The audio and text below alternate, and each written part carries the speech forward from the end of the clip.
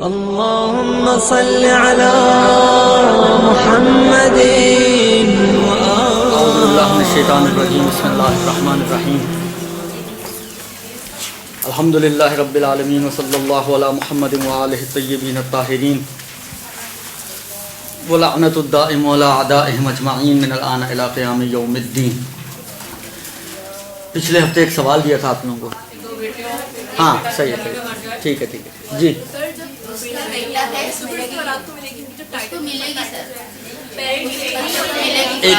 ایک منٹ، اس طرح تو سمجھ نہیں آئے گی کہ دینی ہے یا نہیں دینی ہے۔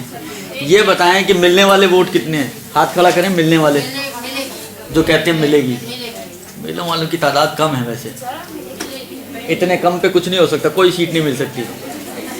اور نہ ملنے والے کتنے ہیں؟ باقی کچھ ہے ہی نہیں ملے گی۔ نہیں، دوسری ایک اولاد تو موجود ہے نا۔ جب تک کوئی بھی اولاد نہ ہو تو پھر پوتو نواسی کی باری آتی ہے۔ ایک اولاد بھی اگر موجود ہے تو بات پوتو نواسوں تک نہیں پہنچے گی، لہذا جو زندہ اولادیں ہیں بس ان کو ملے گی، مری ہوئی اولاد کی اولاد کو نہیں ملے گی۔ میں نے کب کہا تھا کہ توضیح میں ملے گا آپ کو؟ جی ہاں۔ جب تک بہن بھائی موجود ہیں اولادوں کی بات دیکھیں، اولادوں کی باری اس وقت آتی ہے کہ جب اوپر والا لیول نہ ہو، یعنی بہن بھائی وغیرہ پورے نہ ہوں تو پھر ان کی اولادوں کی باری آئے گی۔ وہ اللہ اگر فرض کریں 3 بھائی تھے، ایک کا ابھی انتقال ہوا ہے، ایک کا پہلے ہو چکا ہے، ایک بھائی باقی ہے، تو بس وہ ایک ہی بھائی وارث بن جائے گا، چاہے دوسرے بھائیوں کی اولادیں موجود بھی ہوں لیکن وہ ایک ہی بھائی وارث بن جائے گا۔ ایسا ہی ہے صورت ہے۔ خوب جی، ہماری گفتگو چل رہی تھی میراث کے احکام میں، اور آپ کی خدمت میں 3 گروہ بیان کیے کہ میراث کے 3 گروہ ہیں۔ ہر گروہ کے اندر کچھ افراد ہیں، اور ان افراد میں اگر جمع ہو جائیں تو سب کو ملے گی، اور اگر ان میں سے بعض ہوں اور بعض نہ ہوں تو جو ہیں ان کو ملے گی۔ جب تک پہلا گروہ موجود ہے دوسرے گروہ کی باری نہیں آئے گی، چاہے ایک ہی فرد ہو۔ جب تک دوسرا گروہ ہے تو تیسرے گروہ کی باری نہیں آئے گی، چاہے ایک ہی فرد ہو۔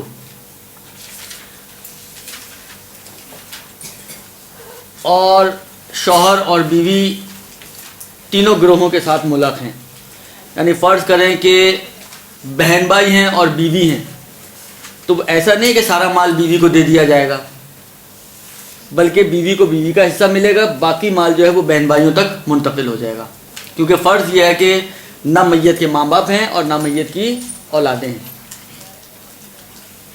صرف بہن بھائی ہیں اور بیوی ہے، یا برعکس شوہر ہے، یعنی بیوی کا انتقال ہوا ہے، شوہر ہے اور اس کے اپنے بہن بھائی ہیں جو مری ہے اس کے، تو یہاں پہ بھی صورتحال یہ ہوگی کہ شوہر کو شوہر کا حصہ دیا جائے گا اور باقی مال جو ہے وہ بہن بھائیوں کی طرف منتقل ہو جائے گا۔ خلاصہ یہ کہ میاں اور بیوی کو نکال کر باقی گروہوں کو کیلکولیٹ کرنا ہے ہمیں کہ کون ہے اور کون نہیں ہے، اور شوہر اور بیوی جو ہے وہ ہر گروہ کے ساتھ اٹیچڈ ہیں۔ پہلا گروہ اس کے ساتھ بھی وہ نہ ہو، دوسرا گروہ اس کے ساتھ بھی وہ نہ ہو، تیسرا گروہ اس کے ساتھ بھی۔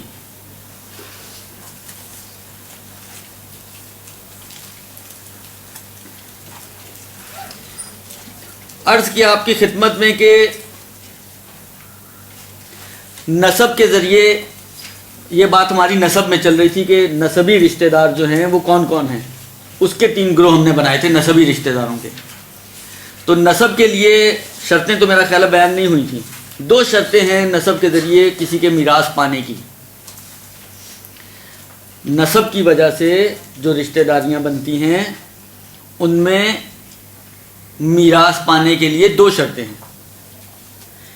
پہلی شرط یہ ہے کہ عرفی طور پر یہ اس کے رشتہ داروں میں شمار ہوتا ہو، جس طرح مثلا یہاں جتنی بیٹھی ہوئی ہیں سیدانیاں، جو تعریف کی تھی ہم نے کیا کی تھی نسب کی، بلا واسطہ یا با واسطہ ایک پر جا کے ختم ہو، تو یہ سب جا کے ختم ہوتی ہیں جناب زہرا اور امیر المومنین علیہ السلام پر۔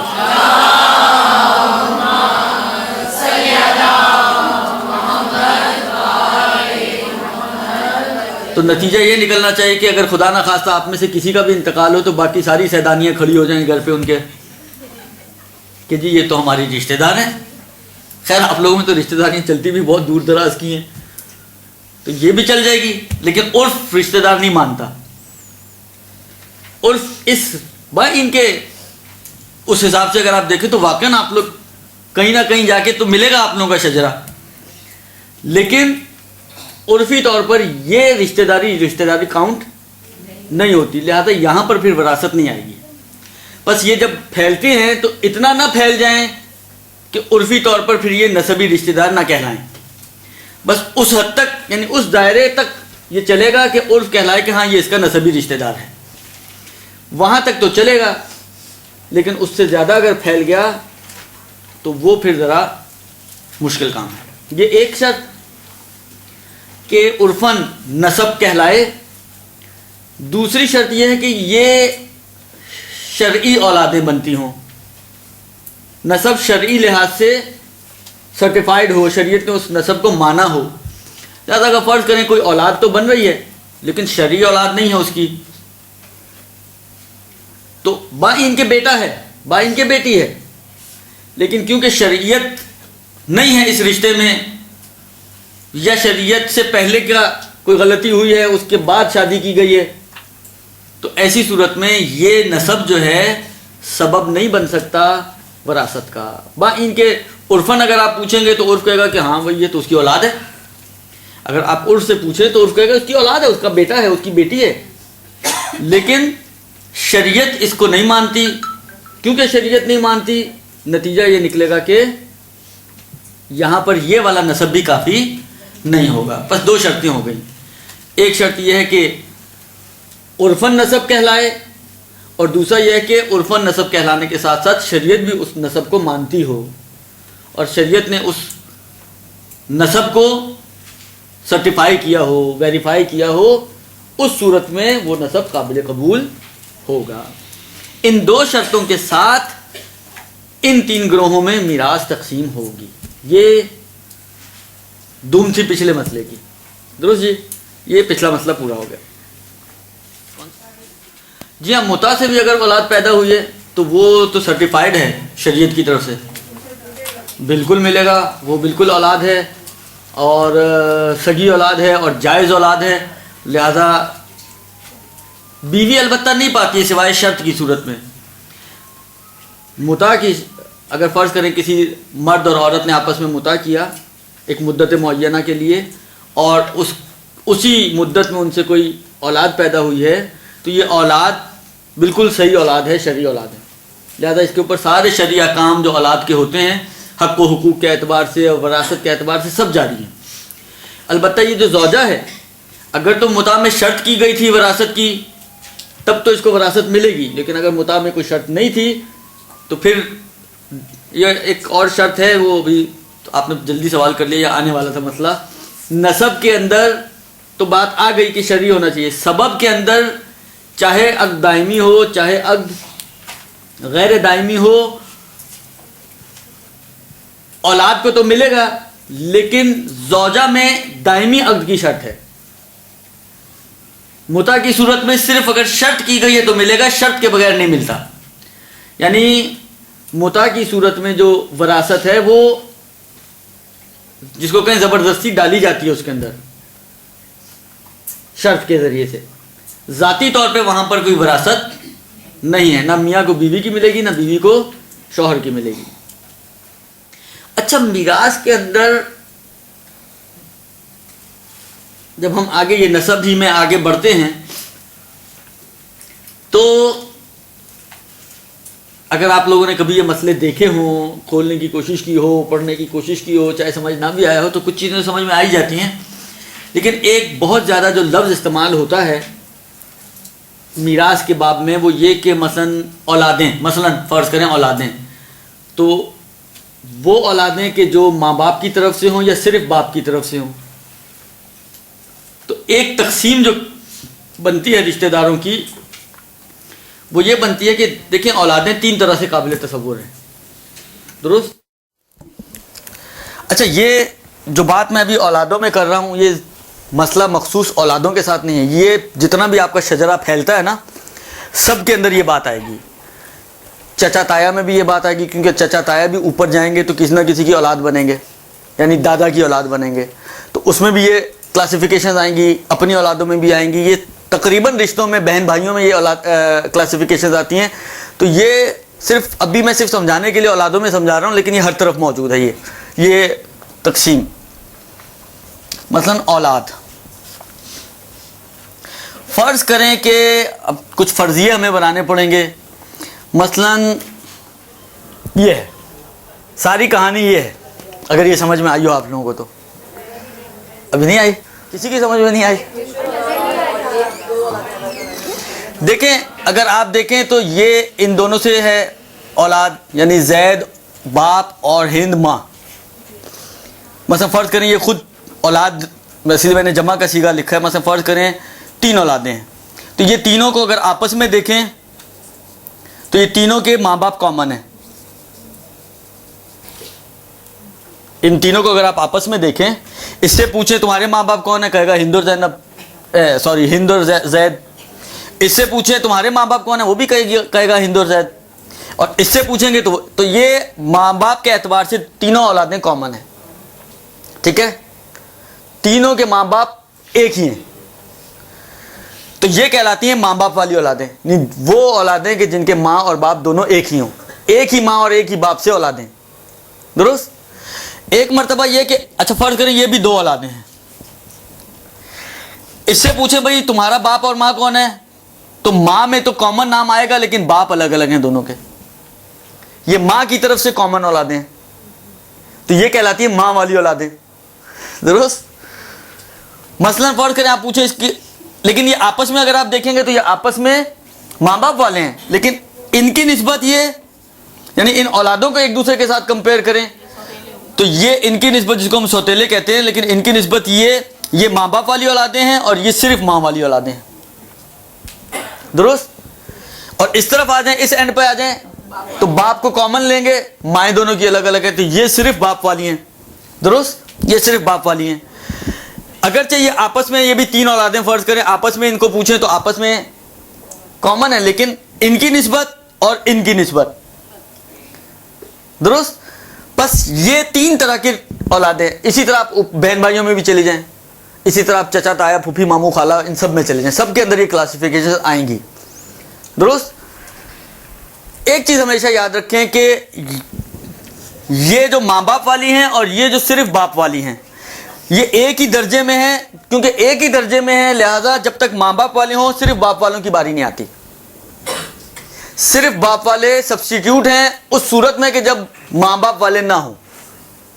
ایک درجے اس اعتبار سے کہ یہ باپ کے اعتبار سے ان کو اگر باپ, کیونکہ اصل تو سلسلہ باپ سے چلتا ہے نا, تو اس اعتبار سے ان کا, یعنی پھر یہ اگر دیکھیں, کیونکہ ان کی جو صرف ماں والی اولادیں ہوتی ہیں ان کا حصہ بھی الگ ہے. یہ ایک درجے میں اس اعتبار سے کہ یہ ان کے نہ ہونے کی صورت میں انہی والا حصہ ان کو ملے گا, اس اعتبار سے انہی کے درجے میں. لیکن ان تک پہنچنے کے لیے ان کا نہ ہونا ضروری ہے. سمجھ میں آ رہی ہے بات؟ دیکھیں میراث ہے, یہ کوئی آسان چیز نہیں ہے. جی ابھی صرف رشتہ داریاں سمجھنے کی کوشش کریں کہ کچھ رشتے ایسے ہیں, کچھ اولادیں آپ کو ایسی ملیں گی کہ جن کے ماں باپ ایک ہی ہوں گے, کچھ اولادیں ایسی ہوں گی وہ ماں سے تو کامن ہوں گے, باپ سے کامن نہیں ہوں گے, کچھ اولادیں ایسی ہوں گی کہ جو باپ سے کامن ہوں گے, ماں سے کامن نہیں ہوں گے. فرض کریں ہند نے پہلے بکر سے شادی کی تھی, 2 اولادیں اس کی تھی, زید نے زینب سے کی تھی, 3 اولادیں اس کی, اب انہوں نے آپس میں کر لی تو 3 اور ہو گئیں, 3 3 6 اور 2 8. تو یہ اس اعتبار سے یہ 3 کیٹیگریز بنتی ہیں. لہذا میراث کے طبقوں میں یہ دونوں جمع نہیں ہوں گے کہ اس کو بھی ملے اور اس کو بھی ملے, لیکن یہ دونوں جمع ہو سکتے ہیں. صرف ماں والے ماں باپ والوں کے ساتھ جمع ہو سکتے ہیں بعض صورتوں میں, لیکن ماں باپ اور باپ والے دونوں جمع نہیں ہوں گے. لیکن اس لیے وہ میں نے کہا نا کہ وہ اس کا جائے گزین ہے, وہ اس کی جگہ پر ہے, لہذا وہ ہوگا تو ان کی, کل پچھلی دفعہ بھی عرض کیا تھا کہ جائے گزین کی باری اس وقت آتی ہے کہ جب اصل نہ ہو. سبسٹیٹیوٹ اصل نہ ہونے کی صورت میں آتا ہے بیچ میں. سمجھ میں آئی بات؟ پھر باپ والی, صرف باپ والی ماں باپ والے کی جائے گزین ہوتے ہیں. صرف باپ والی اولاد کو نہیں ملے گا, صرف باپ والی. دیکھیں اگر یہ فرض کریں اسی طرح ہی صورت حال ہو, 2 جہیز میں آئے ہوں, 3 بری میں آئے ہوں اور 3 بعد میں پیدا ہوئے ہوں, درست, تو اس میں جو صرف باپ والے ہیں جو بری میں آئے نا ان کو کچھ نہیں ملے گا, نہیں انہیں نہیں ملے گا, ان کو مل سکتا ہے. اب وہ آگے جا کے اور مزید کلیریفیکیشن آئیں گی کہ ان کو میں سے کس کو ملے گا, لیکن یہ جمع ہو سکتے ہیں, ان کے جمع ہونے میں کوئی مشکل نہیں ہے. وہ دیکھیں ابھی کہاں سے ملے گا, ابھی صرف یہ بتایا جا رہا ہے کہ کس کس کو ملنا ہے, کتنا ملے گا, کون سا حصہ ملے گا, کیسا حصہ ملے گا, یہ ساری باتیں ابھی نہیں ہو رہی ہیں. ابھی صرف یہ بات ہو رہی ہے کہ مستحقین وراثت کون افراد ہیں, کس کے اندر استحقاق ہے وراثت کا, کون وراثت پائے گا, ابھی صرف یہ بات ہو رہی ہے. تو اگر 3 طرح کی اولادیں یا 3 طرح کے رشتہ دار جمع ہو جائیں, اگر فرض کریں اولادیں نہیں ہیں, بہن بھائی تک باری آ گئی, بہن بھائیوں میں ایسے ہی ہیں کہ کچھ کامن بہن بھائی ہیں, کچھ بہنیں یا بھائی وہ ہیں کہ جو ماں کی طرف سے اس کو ملے ہیں, اور کچھ بہن بھائی وہ ہیں کہ جو باپ کی طرف سے ملے ہیں, بہن بھائی بنے ہیں. تو جہاں پر بھی وہی بات آئے گی کہ جو صرف باپ والے بہن بھائی ہیں ان کو, کیونکہ فرض ہمارا یہ ہے کہ ماں باپ والے بہن بھائی موجود ہیں تو صرف باپ والے بہن بھائیوں کو کچھ نہیں ملے گا. اب ماں والوں کو ملے گا یا نہیں ملے گا, بعض کنڈیشن میں مل بھی سکتا ہے, ہو سکتا ہے نہ بھی ملے.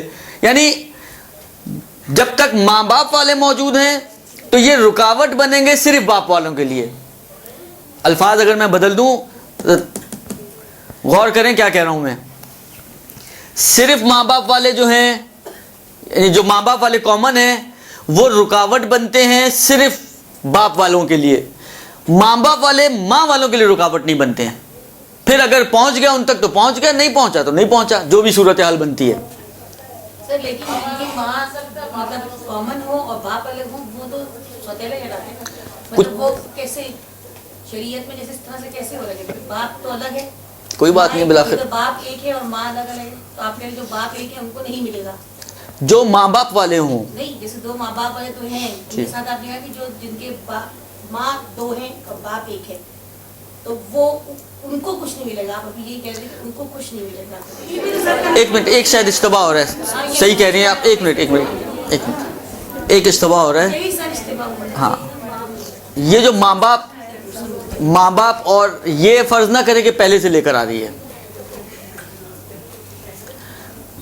شادی کے بعد, یعنی جو دوسری شادی ہوئی ہے اس کے بعد بھی جو بچے پیدا ہوں گے, اور یہ جو پچھلی بیوی سے جو بچے تھے, ان کو اگر آپ غور کریں تو ان میں کون کامن ہے, یہ والے بچے, یہ اس صورت میں اس سائڈ پر. دوسری سائڈ میں بھی ایسے ہی بن جائے گا. فرض کریں کہ اس عورت نے, مرد دوسری شادی کرے گا تو مرد کی طرف سے ہو جائیں گے, عورت دوسری شادی کرے گی تو عورت کی طرف سے ہو جائیں گے. تو یہ والے بچے جو بعد میں پیدا ہو رہے ہیں دوسرے شوہر سے,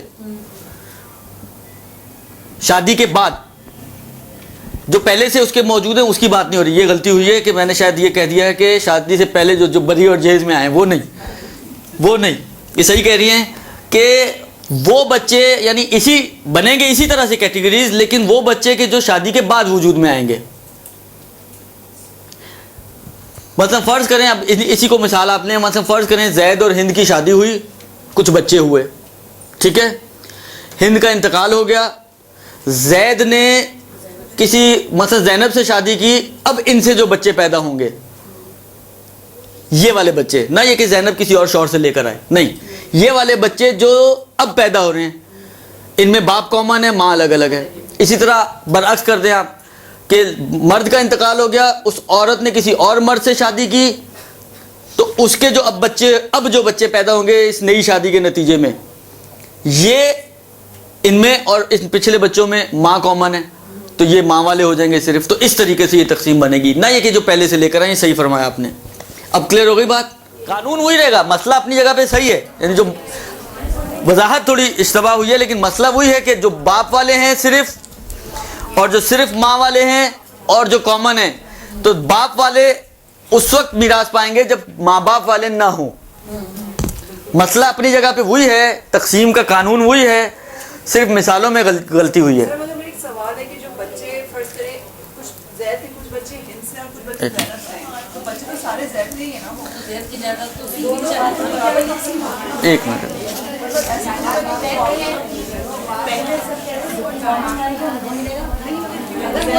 देखें एक मिनट गौर करें, इस पे गौर करें। देखें बाद सूरतों में सारे जैद के नहीं बनेंगे ना, गौर करें आप। जैद प्लस हिंद, इनसे औलादें हुई तो ये माँ बाप दोनों के कॉमन है, ठीक है। अब फर्ज करें कि ये जैद, इसके इंतकाल के बाद जैद ने शादी की किससे? ज़ैनब से। खूब अर्ज़ खिदमत यह है कि ये इससे, अब इस जैद की इससे शादी हुई, अब इनसे अब जो बच्चे पैदा होंगे ना, जो पिछले हैं, अब जो बच्चे पैदा हुए, फर्ज करें 2 औलादें यहाँ पे पैदा हुई, 2 औलादें। सच चलें जी, ये भी 2 ही करते हैं आप, 2 औलादें।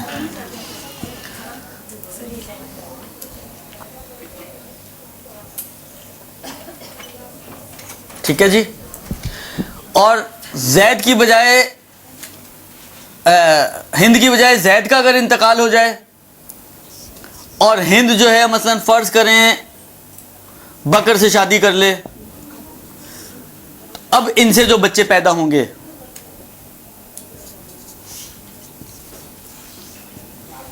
ठीक है ना, अब जो बच्चे पैदा होंगे, इन बच्चों में क्या कॉमन है? मां। इन बच्चों में क्या कॉमन है? बाप। और इन बच्चों में क्या कॉमन है? माँ बाप। ये इस तरह बन जाएगा, ठीक है ना। अब ये मसला सही हो जाएगा कि ये सिर्फ माँ वाले, ये सिर्फ बाप वाले, और ये माँ बाप वाले, इनको उस सूरत में मिलेगी जब ये ना हो। अगर जायदाद जैद की है तो हाँ, जैद, फर्ज ये कि जैद की हो या हिंद की हो, इन दोनों की। अगर जैद की सिर्फ जायदाद है तो जैद के लिए तो वो चारों बच्चे बराबर। कौन से चारों बच्चे? देखें अभी हम, देखें मेरी बात सुने, हमने अभी अपने जज्बात से काम नहीं लेना कि वो दोनों बच्चे बराबर हैं या चारों बच्चे बराबर हैं तो क्यों एक को दिया जा रहा है, कि ये शरीयत है। शरीयत जो कह रही है वो मैं बता रहा हूँ। अन्नकाल कल बक्काल, दुरुस्त। नक्काल का काम बक्काली वाला होता है। अब उस टपाल के डब्बे में क्या है ये मुझे नहीं मालूम, मैंने उठा के आपको पकड़ा देना अगर आपने टपाल मांगी है मुझसे, तो दुरुस्त, चाहे उसमें ईंटें ही हों। खुलासा ये कि यहाँ पर इनके होते हुए इनको मीरास नहीं मिलेगी, यानी इनका वजूद इनके लिए रुकावट बनेगा, लेकिन इनका वजूद इनके लिए बाज़ कंडीशन में रुकावट नहीं बनता, लिहाजा उनको मीरास फिर भी मिल जाती है। दुरुस्त। मसला वही है, सिर्फ मिसालों में थोड़ा इश्तिबाह था। बाप एक हो और माँ भी एक हो तो इससे जो 2 औलादें होंगी उनकी वजह से सिर्फ बाप वालों को नहीं मिलेगा। अब इसमें देखिए मेरी बात सुने, मैंने समझा दिया है, आप गौर करें। बात चीज़ें होती हैं जो काबिल गौर होती हैं, जब आप गौर व फिक्र करेंगी, सोचेंगी, तो अब जो सोचना है वो इस एंगल पे सोचना, वो उस वाले एंगल पे नहीं सोचिएगा, इस एंगल पे अब सोचना है आपको, और इस एतबार से गौर करें। इसी तरीके से ये बहन भाइयों में भी चचा ताया फूफी मामू खाला, ये सब रिश्तों में इस तरह की तकसीमात आती हैं, और ये मसले आते हैं कि सिर्फ माँ के रिश्तेदार या सिर्फ बाप के रिश्तेदार या सिर्फ माँ बाप के रिश्तेदार, इन्हीं से जो चचा ताया मामू वगैरह बनेंगे वो भी आप क्लियर हो जाएगा आपको कि बाज़ ऐसे बनेंगे जो कॉमन बनेंगे, बाज़ जो है वो सिर्फ बाप की तरफ से, बाप सिर्फ माँ की तरफ से, तो वो सारे रिश्ते भी इसी तरीके से तकसीम बनेगी। मसला फ़िक़ही जो है वो ये है कि अगर सिर्फ बाप वाले और माँ बाप वाले जमा हो जाएं तो माँ बाप वालों के होते हुए सिर्फ बाप वालों को मीरास नहीं मिलती। अब क्यों, कैसे, एक ही औलादें हैं, ये है वो है, सब अपनी जगह पर, ये अल्लाह को बेहतर पता है। दुरुस्त जी, ये एक मसला। अच्छा, इसके बाद ये तो तकरीबन नसब का मसला था। दूसरी चीज़ जो थी वो सबब थी। सबब में मैंने उस दिन भी अर्ज़ किया था, सबब में फ़कत और फ़कत ज़ौजियत, बाकी विला वगैरह जो हैं वो भी असबाब हैं, लेकिन वो हमारी अब बहस से आउट हो चुके हैं क्योंकि उनकी ना ज़रूरत पड़ती है और ना ही पेश आने वाले मसले। ज़ौजियत रह जाती है, और ज़ौजियत में सिर्फ़ और सिर्फ जो विरासत जहाँ पर आती है वो शौहर और ज़ौजा है। अम्मा, साला, सास, ससुर, हाँ लड़की मरेगी तो उनको मिलेगा, मगर ना इस उन्वान से कि वो साला है या ससुर है या सास है, बल्कि वो लड़की की माँ बाप और बहन भाई हैं, वो अपने टाइटल के उन्वान से मिलेगा उनको। लेकिन इस रिश्ते की वजह से, यानी ससुराली रिश्ते में सिर्फ बीवी है اگر مرد کا انتقال ہو، اور شوہر ہے اگر بیوی کا انتقال ہو کہ جس کو وراثت ملتی ہے، اس کے علاوہ باقی جو سسرالی رشتہ دار ہیں، ساس ہے، نندے ہیں، دیور جیٹھ ہیں، مثلا اگر عورت کا انتقال ہوا ہے تو نہ اس کی ساس کو کچھ ملے گا، نہ نندوں کو کچھ ملنے والا ہے، چاہے نظریں ہوں نندوں کی اس کے زیورات پر، لیکن ملے گا کچھ نہیں، نہ ہی دیور جیٹھ کو کچھ ملنے والا ہے، کسی کو نہیں ملنا۔ اسی طریقے سے برعکس بھی ہے کہ اگر مرد کا انتقال ہوگا تو سالے کو کچھ نہیں ملے گا، اس کے ماں باپ کو کچھ نہیں ملے گا، وغیرہ وغیرہ۔ صرف زوجیت کے اندر شوہر اور بیوی ہیں کہ جو ایک دوسرے کی میراث پاتے ہیں، ولا غیر۔ اس میں بھی عرض ہو گیا، باتوں باتوں میں بات آ گئی کہ عورت کے لیے شرط یہ ہے کہ وہ دائمی زوجہ ہو یا غیر دائمی کی صورت میں شرط ہو، کہ شرط اگر کی ہو تو پھر شرط کی وجہ سے ملے گا، بغیر شرط کے غیر دائمی زوجہ میں نہیں ملتا۔ وہ عورت کے جو طلاق رجعی کے عدے میں ہے وہ بیوی کے حکم میں ہے، لہذا اسی عدے کے دوران بیوی کا انتقال ہو جائے تو شوہر کو، شوہر کا انتقال ہو جائے تو بیوی کو میراث ملے گی۔ بس یہ یعنی زوجیت کے اندر یہی ایک دو چیزیں معتبر ہیں۔ اب جو مسئلہ شروع ہو رہا ہے وہ دیکھیں، بہرحال پھر میں عرض کر دوں ایک دفعہ کہ وراثت کے احکام باقی، مثلا آج تک آپ نے جی طہارت کے احکام پڑھے ہیں، آپ نے خمس کے احکام پڑھے ہیں، آپ نے نماز روزے کے احکام پڑھے ہیں، حجاب کے احکام پڑھے ہیں، وہ اتنے سخت نہیں ہیں جتنے یہاں پر ہیں مشکلات، کیونکہ ایک تو کیلکولیشنز کا مسئلہ ہے، حصوں کا مسئلہ ہے، کس کو ملنا ہے کس کو نہیں ملنا ہے، پلس یہ کہ ابھی جو بات شروع ہونے جا رہی ہے کہ مثلا قرآن میں کن کا تذکرہ ہے کن کا نہیں ہے تو ہے والوں کو تو ملے گا ہی ملے گا، کیونکہ قرآن میں تذکرہ، تو نہ ہے ہونے والوں کو کیسے مل رہا ہے وغیرہ، ایک لمبی کہانی ہے ساری نا۔ تو نسبتاً پھر یہ مسائل ایسے مسائل ہیں کہ جو عام طور پہ ڈسکس بھی نہیں ہوتے معاشرے میں۔ نماز روزے کے مسائل آپ کو ہر دوسرے درس میں ملیں گے، حجاب کے مسائل آپ کو ہر دوسرے درس میں ملیں گے، اور اس قسم کی چیزیں جو پیش آنے والی ہیں وہ آپ کو ہر دوسرے درسوں میں ملتی ہیں۔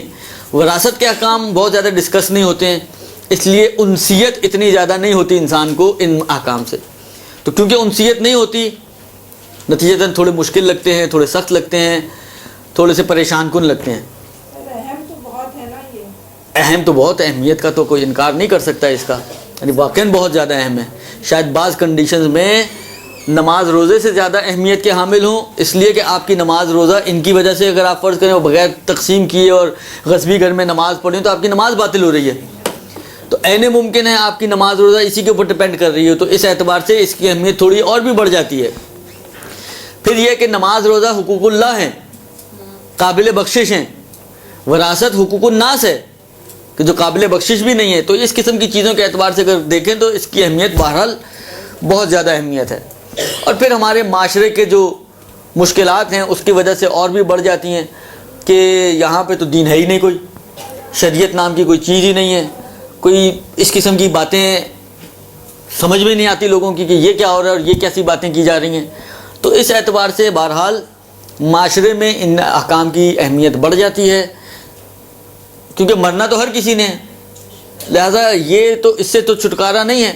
مثلا روزے میں ممکن ہے بعض صورتوں میں آپ کے اوپر واجب ہی نہ ہو تو آپ کو چھٹکارا مل جائے، اما اس سے کس کو چھٹکارا ہے؟ یا میں مروں گا یا کوئی میرے اوپر والا مرے گا یا میرے کوئی نیچے والا مرے گا، خلاصہ کسی نہ کسی نے تو مرنا ہی ہے، موت سے تو کسی کو چھٹکارا نہیں ہے، لہذا یہ مسئلے تو پیش آنے ہی آنے ہیں، اس لیے ان کی اہمیت بہرحال بہت زیادہ ہے۔ اب جو گفتگو شروع کر رہا ہوں میں، اس میں اس اینگل سے بات ہے کہ کچھ حصے ایسے ہیں کہ جن کا تذکرہ قرآن میں موجود ہے، قرآن نے بتایا کہ کس کو کیا ملے گا، درست؟ وہ حصے دیکھیں، ہماری اردو زبان میں تو حصے ہی استعمال ہوتا ہے، تو وہ حصے جو قرآن میں ذکر ہیں، وہ حصے جو قرآن میں ذکر نہیں ہیں، لیکن عربی زبان میں ان دونوں کے لیے الگ الگ لفظ استعمال ہوتا ہے۔ وہ حصے کے جن کا تذکرہ قرآن میں ہے، فقہی کتابوں میں ان کو فریضہ سے تعبیر کرتے ہیں، فرض، فریضہ، فرائض ایک ہی چیز ہے، کوئی سنگولر ہے تو کوئی پلورل ہے تو کوئی مصدر ہے، کوئی کیا ہے۔ فرض، فریضہ، جسے ہم اردو میں کہتے ہیں نا فریضہ نمازیں، یہ اسی لکھا اسی طرح جاتا ہے، مگر جب فقہ اصطلاح میں فریضے کی بات آتی ہے، خاص طور پہ وراثت کے احکام میں، تو اس سے مراد وہ والے حصے ہیں کہ جن کا تذکرہ قرآن میں ہے، اور اس کے مقابل میں جو چیزیں حصے بنتے ہیں اس کو عربی زبان میں اور فقہی زبان میں سہم سے تعبیر کرتے ہیں. سین ہاتھی والا ہے اور میم سہم، جسے ہم سہم سادات لکھتے ہیں، سہم، سین ہے ڈنڈی والا اور میم، درست، اس کو سہم سے تعبیر کیا جاتا ہے. لہذا فقہی کتابوں میں بحث آتی ہے کہ سہم فریضے سے زیادہ ہو جائے، سہم فریضے سے کم ہو جائے، سہم فریضے کے برابر ہو جائے، کہ یہ باتیں بات کی انشاءاللہ، ابھی سے نہ گھبرائیں آپ، درست. بس اب ہمیں یہ دیکھنا ہے کہ کچھ حصے قرآن میں ذکر ہیں، اچھا کچھ حصے قرآن میں ذکر نہیں ہیں لیکن بالآخر ایک جس کو کہنا ہے کمپیکٹ فارم میں قرآن میں اشارہ کیا ہے. مثلا ایک آیہ مبارکہ ہے جس کا بہت زیادہ استعمال ہوتا ہے اسی وراثت کے احکام میں، اور اس سے بہت استفادہ کیا جاتا ہے. اولو الارحام بعضهم اولا ببعض، اولو الارحام صاحبان رحم، یعنی وہی رحمی رشتہ دار، بعضهم اولا ببعض، بعض کی نسبت اولویت رکھتے ہیں. مثلا بہن بھائی اولویت رکھتے ہیں چچا تایا کے اوپر، اولادیں اولویت رکھتی ہیں مثلا بہن بھائیوں کے اوپر، ماں باپ اولویت رکھتے ہیں مثلا اجداد کے اوپر. تو اولی الارحام بعضهم اولا ببعض، جہاں پر سہم نہیں آئے ہیں اور پھر تقسیم بندی کی بات آتی ہے کہ کس کو دینا ہے کس کو نہیں دیتا، تو اس آیت سے بہت استفادہ ہوتا ہے کہ جو اوپر والے لوگ ہیں تو اوپر والوں کے ہوتے ہوئے نیچے والوں کو نہیں ملتا، اس آیت کی وجہ سے. بس اب جو ہماری گفتگو ہے وہ فریضے کے اندر ہے. اچھا ایک چیز اور اس سے پہلے میں عرض کروں، فریضہ یعنی وہ حصہ جو قرآن نے طے کیا آپ کے لیے، یعنی وارثوں کے لیے. سہم یعنی وہ حصہ جو قرآن نے طے نہیں کیا. اچھا اس اعتبار سے بھی یہ تفصیل آگے آئے گی، اس اعتبار سے بھی تھوڑے مختلف ہو جاتے ہیں کہ بعض اوقات آپ کو جو چیز مل رہی ہے اس کے اوپر کس وجہ سے مل رہی ہے. 3 وجوہات سے مل سکتی ہے. مثلا کسی رشتہ دار کو کچھ مال اگر مل رہا ہے، مثلا ماں، فرض کریں مرنے والے کا اور کوئی رشتہ دار نہیں ہے سوائے اکلوتی ماں کے. اب اکلوتی ماں میں قصور باپ کا ہے کہ کیوں اکلوتی چھوڑی، لیکن بہرحال اکلوتی ماں ہے اور کوئی نہیں ہے، مر گیا تو کہتے ہیں جی سارا ماں کو مل جائے گا. دوسری طرف سے ماں ان رشتہ داروں میں سے ہے کہ جن کا حصہ قرآن میں ذکر ہوا ہے، منیمم بھی ذکر ہوا ہے اور میکسیمم بھی ذکر ہوا ہے. یعنی چاہے منیمم والی کنڈیشن ہو ماں کی، چاہے میکسیمم والی کنڈیشن ہو، دونوں صورتوں میں اس کو جو مال مل رہا ہے فریضے کے طور پہ ملنا چاہیے. لیکن فریضے کے طور پہ دیتے ہیں تو سارا نہیں ملنا چاہیے، جبکہ ہم اٹھا کے سارا دے دیتے ہیں. تو باقی مثلا فرض کریں کہ 100 روپیہ چھوڑ کے مرا، 100 روپے میں سے فرض کریں 60 روپے تو اس کو فریضے کے طور پہ مل گئے. یہ باقی 40 کس بنا پہ مل رہے ہیں؟ کہتے ہیں یہ پلٹایا جا رہا ہے، اس کے اوپر رد ہے، یعنی پلٹ رہا ہے کہ کیونکہ کوئی اور رشتہ دار نہیں ہے، اس لیے اور رشتہ دار نہ ہونے کی وجہ سے باقی مال بھی پلٹ کر آ جائے گا اسی کی طرف. تو اس کو کسی رشتہ داری کی بنا پر نہیں دیا جا رہا ہے یہاں پر، یعنی جو باقی جو دیا جا رہا ہے وہ رشتہ داری کی بنا پر نہیں دیا جا رہا. بعض اوقات یہ ہوتا ہے کہ باقی جو مل رہا ہوتا ہے وہ رشتہ داری کی، مثلا باپ، ماں کی بجائے باپ لے لیں آپ، باپ کا بھی فریضہ آیا ہے لکل واحد منہم السدس، ماں باپ میں سے ہر ایک کو چھٹا میں حصہ ملے گا. تو چھٹا حصہ تو باپ کو مل رہا ہے اس فریضے کی وجہ سے جو قرآن نے اس کے لیے طے کیا ہے. تو باقی کیوں مل رہا ہے؟ باقی وہاں پہ کہتے ہیں جی قرابت داری کی وجہ سے مل رہا ہے. بس یہ جو باقی مل رہا ہوتا ہے یا حصہ جو مل رہا ہوتا ہے، جو پیسہ آ رہا ہوتا ہے، جو بھی مال آ رہا ہوتا ہے، وہ اس میں 3 چیزیں انوالو ہو سکتی ہیں. یا تو فریضے کی وجہ سے آ رہا ہے، یا قرابت داری کی بنا پر آ رہا ہے، یا قرابت داری کی وجہ سے نہیں بلکہ کوئی اور نہ ہونے کی وجہ سے پلٹ رہا ہے اس کی طرف، جس کو ہم رد کہتے ہیں عربی زبان میں، ردن اس کو مل رہا ہے. مگر یہ رد قرابت داری کی وجہ سے نہیں ہے. قرابت داری، جی ہاں جی، مثلا چچا ہونے کی وجہ سے، باپ ہونے کی وجہ سے، پھوپھی ہونے کی وجہ سے، خالہ ہونے کی وجہ سے، یہ رشتہ داریاں.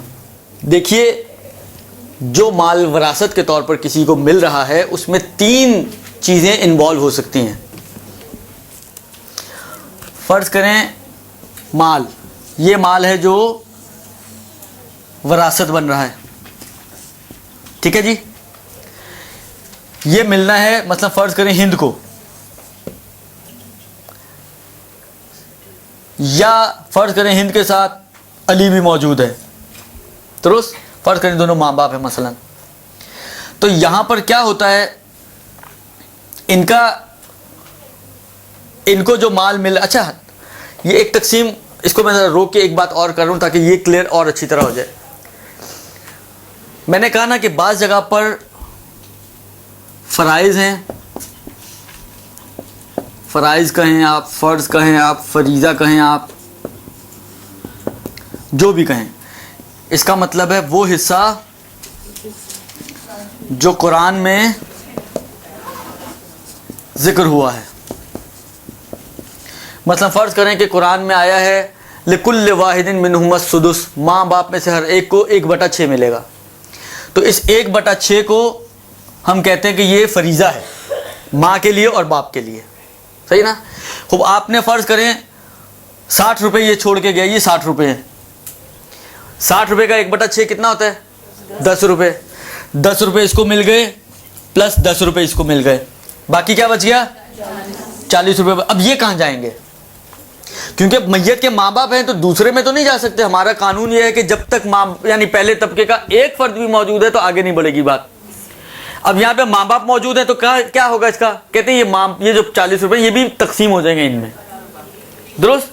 اب تقسیم کا طریقہ کہ میں ابھی اس کی طرف میری نگاہیں نہیں ہے، ممکن ہے آپ کہیں کہ جی یہ جو توضیح المسائل میں دیا ہے وہ تو کچھ اور دیا ہوا ہے، لیکن میں صرف سمجھانے کے لیے صرف ایک بات عرض کر رہا ہوں کہ یہ ان کو پلٹے گا. اچھا، پلٹنے میں 2 چیزیں انوالو ہوتی ہیں، یا تو رشتہ داری کی وجہ سے دیا جا رہا ہے،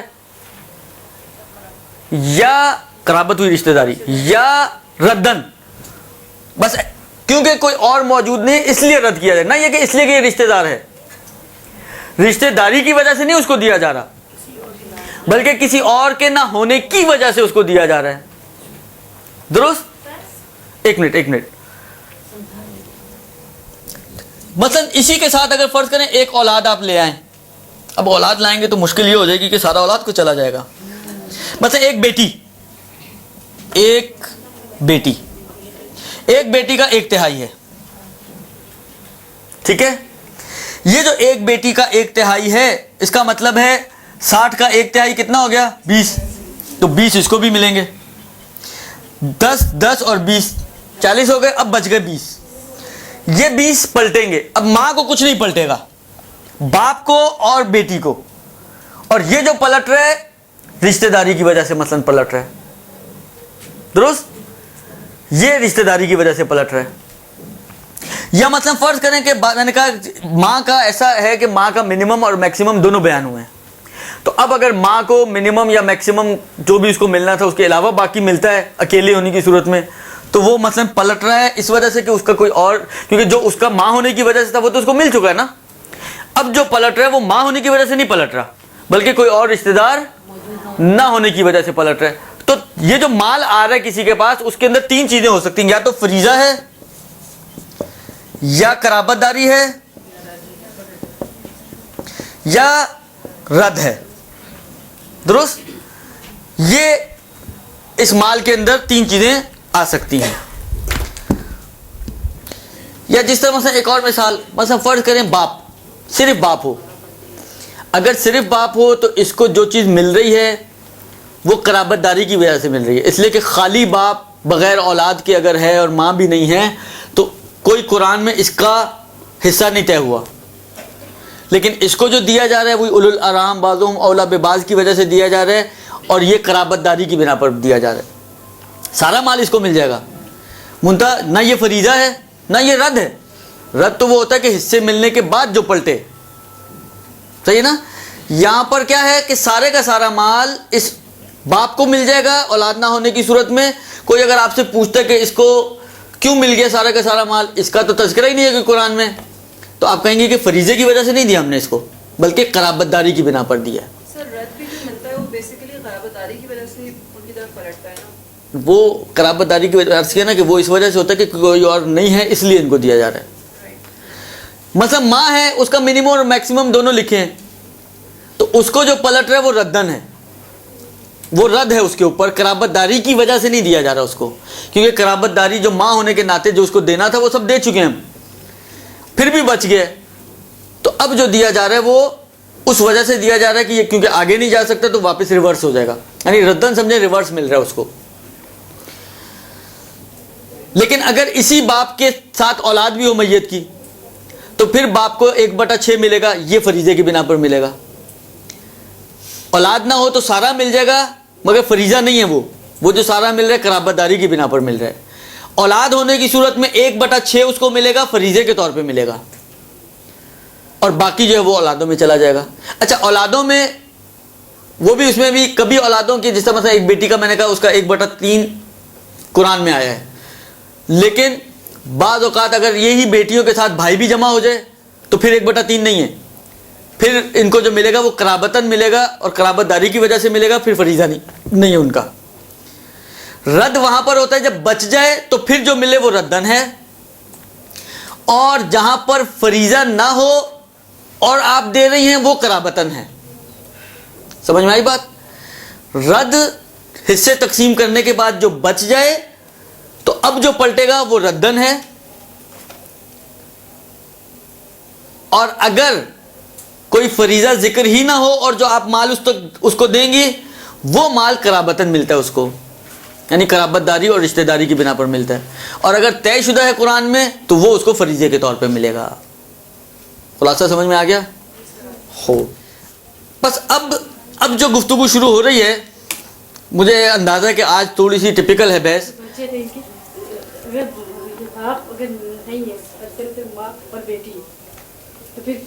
بیٹی کو مل جائے گا, ماں کو پھر جو اس کا فریضہ ہے وہ ملے گا اور بیٹی کو ملے گا, باقی ماں کو نہیں ملے گا. میں نے کہا نا یہ تفصیلات البتہ ابھی نہ لکھیں, اس کو لکھیں مت آپ, یہ تفصیلات بعد میں آئیں گی کہ کہاں کس کو کیا ملے گا اور کیسے ملے گا, ان میں بھی آپ نہ پڑھیں. ابھی جو چیز سمجھائی جا رہی ہے اس کے اوپر فوکس کریں کہ یہ جو مل رہا ہے یہ کس ٹائٹل کے تحت مل رہا ہے. آیا فریضہ ہے, آیا قرابت داری کے تحت ہے, یا نہیں نہ فریضہ ہے نہ قرابت داری ہے بلکہ ردن مل رہا ہے. درست؟ یہ اس کو ابھی اس کے اوپر فوکس کریں. جب یہ 3 چیزیں آ گئیں آپ کے سامنے تو اب ہم اگلے سٹیپ میں چل رہے ہیں کس بات کی طرف؟ اس بات کی طرف کہ وارثوں کو آپ تقسیم کر سکتے ہیں 5 گروہوں میں. 5 طرح کے وارث ہیں. اسی فریضہ, قرابت داری اور رد کو مد نظر رکھتے ہوئے. ہاں یہ اگلا مسئلہ پچھلے مسئلے کے اوپر ڈیپینڈنٹ ہے, اس لیے کہ وہ اگر سمجھ میں نہیں آئے گا تو اگلا بھی سمجھ میں نہیں آئے گا. اب ایک چیز میں نے پچھلی دفعہ بھی عرض کیا تھا کہ بعض اوقات یہ ہوتا ہے کہ اس کو کہیں نا بیٹھے بیٹھے اچانک کوئی چیز ذہن میں آ جاتی ہے, تو اب ایک چیز ذہن میں آئی ہے, دیکھیں اس سے مسئلہ حل ہوتا ہے یا نہیں ہوتا. مثلا مال جو ہمیں تقسیم کرنا ہے, جو بعنوان وراثت ہمیں تقسیم کرنا ہے, درست؟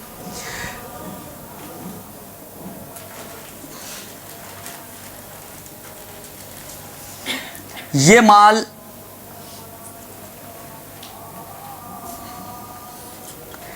اس کو آپ کہیں کہ یا تو حصے طے شدہ ہیں, اس میں قرآن میں حصوں کا تذکرہ ہے, یعنی جو افراد موجود ہیں وہ ایسے افراد ہیں جن کے حصے قرآن نے طے کیے ہیں, درست؟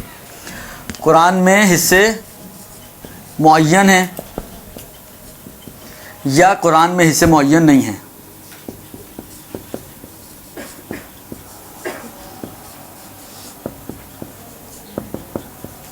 یہ جو معین ہوتے ہیں ان کو کہتے ہیں ہم فریضہ یا فرض, درست؟ اور جو معین نہیں ہے ان کو کہا جاتا ہے سہم, درست؟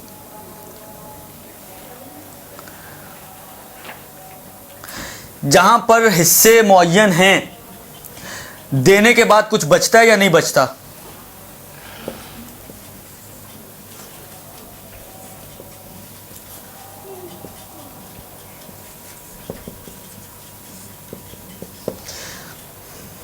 درست؟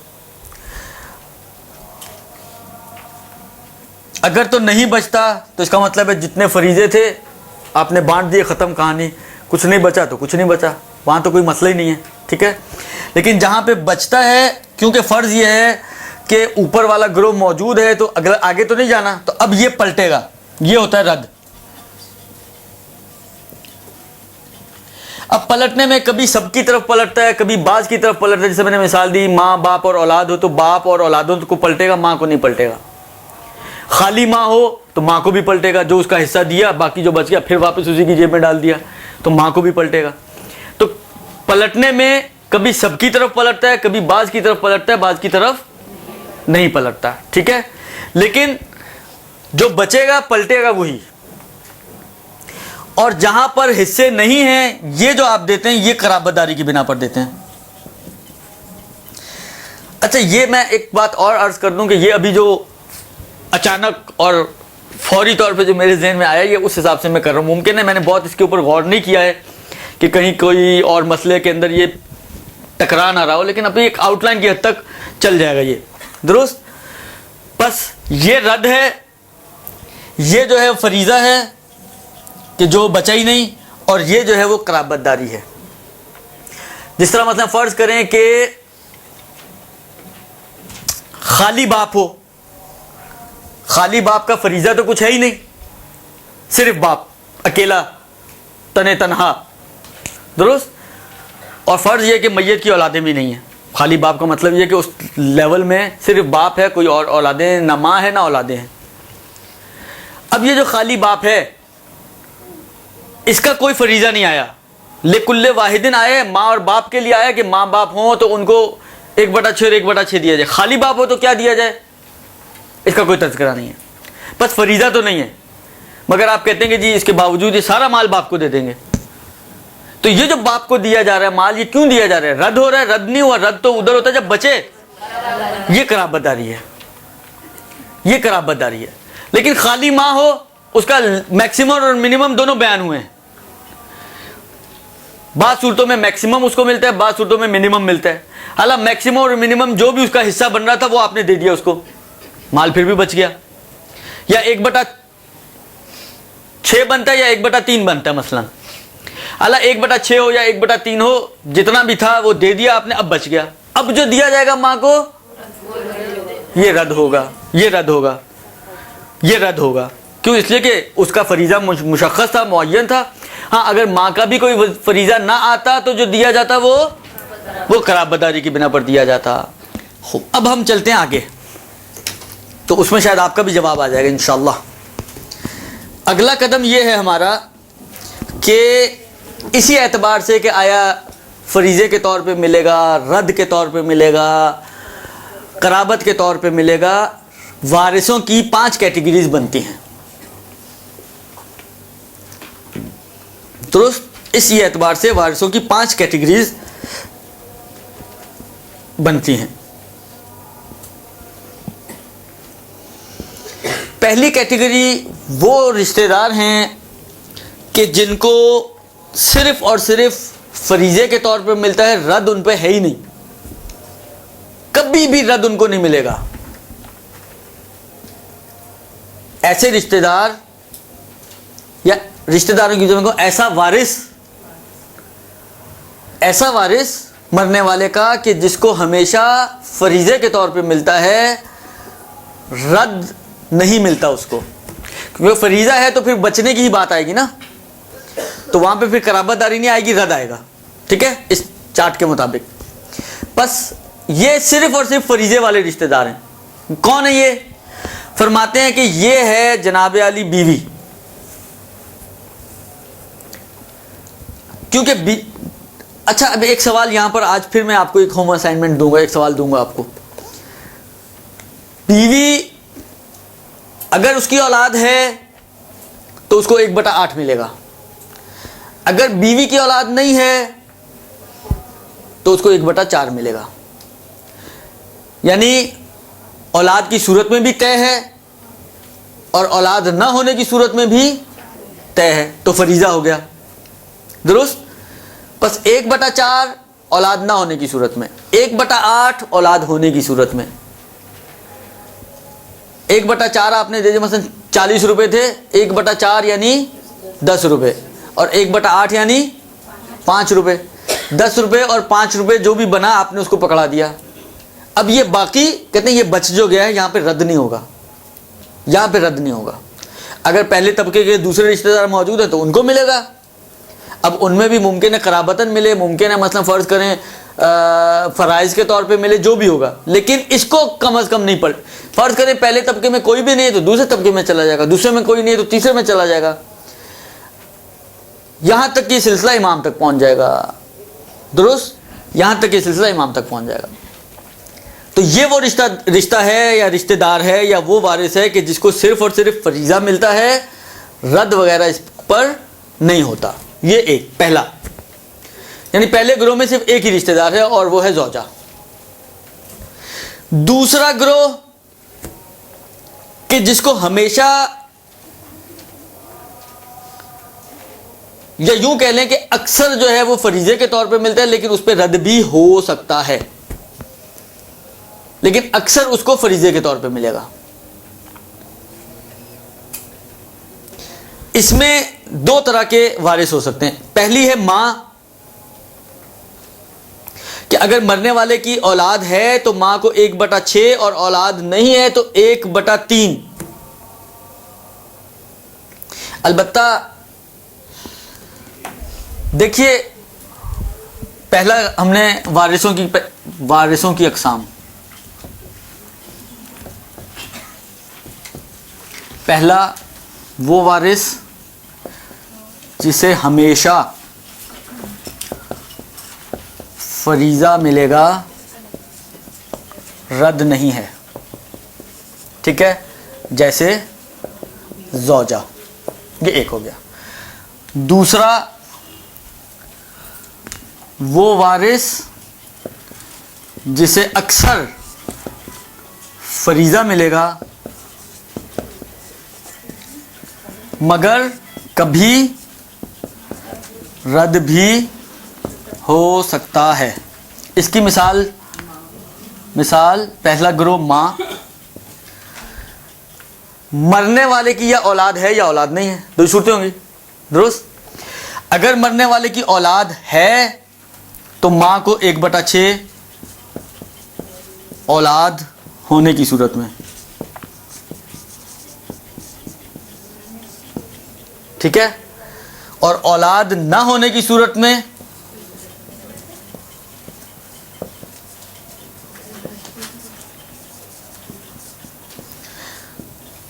ये मरने वाला खुद औलाद है माँ की, यहाँ तो परेशान ना हो, ये औलाद है भी और औलाद नहीं भी, ये कैसे हो रही है कहानी। ये औलाद मरने वाले की है और मरने वाला इस माँ की औलाद है। लेकिन अगर पहला ग्रुप है जिसकी औलादें मौजूद है मरने वाले की, तो माँ तक जाएगी? हाँ, माँ उसकी पहले तबके में शामिल है। आप पिछला ज़रूर सुन लीजिएगा। दुरुस्त, माँ अगर औलाद नहीं है मरने वाले की तो माँ को 1/3 मिलेगा, लेकिन एक शर्त है इसमें, बशर्त ये कि हाजिब,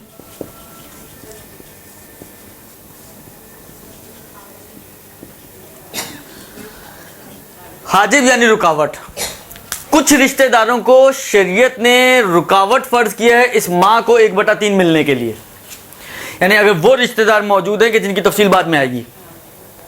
जैसे मतलब एक मिसाल दे दूं, मतलब फ़र्ज़ करेंगे अगर मरने वाले की 2 भाई हैं, औलाद तो नहीं है फ़र्ज़ ये, लेकिन 2 भाई मौजूद हैं, तो 2 भाइयों का वजूद हाजिब है, फिर माँ को 1/3 ना मिले बल्कि 1/6 मिले। हिस्सा कम हो जाता है हाजिब होने की वजह से, हाजिब होने की वजह से माँ का हिस्सा कम हो जाता है। अगर हाजिब नहीं है और औलाद भी नहीं है तो 1/3 मिलेगा, कि जो हमारी मिसाल अगर 60 रुपये हैं तो 20 रुपये बनते हैं, और अगर हाजिब है तो उस सूरत में वो 1/3 की बजाय 1/6 मिलेगा, यानी 10 रुपये मिलेंगे, कम हो जाएगा हिस्सा। हाजिब ना होने की सूरत में 20 रुपये मिलने थे तो हाजिब होने की सूरत में 10 रुपये मिलने, कम हो गया नहीं हो गया। तो वो हाजिब उस रुकावट की वजह से, क्योंकि 2 भाइयों को रुकावट माना गया है, उन 2 भाइयों की वजह से माँ का हिस्सा कम हो जाएगा। दुरुस्त, एक तो मिसाल ये हो गई कि माँ, तो माँ को हमेशा اکثر جو ہے وہ کیا ہے فریضے کے طور پہ ملتا ہے, کیونکہ منیمم اور میکسیمم مشخص ہے اس کا. اولاد ہے تو کتنا دینا ہے, اولاد نہیں ہے تو کتنا دینا ہے, تو یہ فریضے کے طور پہ اس کو مل رہا ہے. لیکن بعض اوقات فرض کریں کہ اولاد نہیں ہے اور حاجب بھی نہیں ہے مثلا, درست, تو 1/3 تو فریضہ ہو گیا, مگر یہاں پہ اب رد بھی ہوگا اس پر, یعنی باقی جو ملے گا 2/3 جو ملے گا وہ ردن ملے گا, کیونکہ فریضہ تو مل چکا اس کو. تو اب جو پلٹے گا واپس رشتہ دار نہ ہونے کی وجہ سے دوسرے طبقے, اس طبقے کے دوسرے رشتہ دار نہ ہونے کی وجہ سے اب ردن اس کو ملے گا. تو پہلا ماں ہو گئی. دوسرا جو اس کی مثال بن سکتی ہے وہ ہے شوہر. شوہر کو اولاد کی صورت میں 1/4 اور اولاد نہ ہونے کی صورت میں آدھا. شوہر کو دوسری مثال اس کی شوہر, اس کا بھی دیکھیں کم اور زیادہ دونوں اعتبار سے طے ہے کہ اگر اولاد ہے تو 1/4 1/4, اولاد نہیں ہے تو نصف آدھا. اچھا باقی آدھے کا کیا ہوگا؟ اگر امام کے علاوہ کوئی اور نہ دوسرے طبقے کا نہ تیسرے طبقے کا نہ وہ ولایت نہ ضامن الجریرہ کچھ بھی نہیں, صرف امام ہے, اور تو یہاں پر امام کو نہیں دیں گے بلکہ یہاں پر شوہر کو پلٹے گا. بیوی میں پلٹتا نہیں ہے کبھی بھی, اگر صرف امام ہو تو وہ امام کے پاس چلا جائے گا, لیکن شوہر میں پلٹ آئے گا. تو اس کا اکثر تو فریضہ ہے لیکن کبھی رد بھی ہے. ٹھیک ہے, سمجھ میں آ رہی ہے بات؟ تو یہ ہو گئی 2 قسمیں وارثوں کی. پہلی وہ کہ جس کا ہمیشہ فریضہ رد نہیں, اور دوسری وہ کہ اکثر تو فریضہ ہی ہے لیکن گاہی کبھی کبھار اس پہ رد بھی ہو جاتا ہے اور اس کو پلٹ کر اس کو ایک ریورسل انٹری کے طور پہ مل جاتا ہے. 2 قسمیں ہو گئی. تیسری قسم,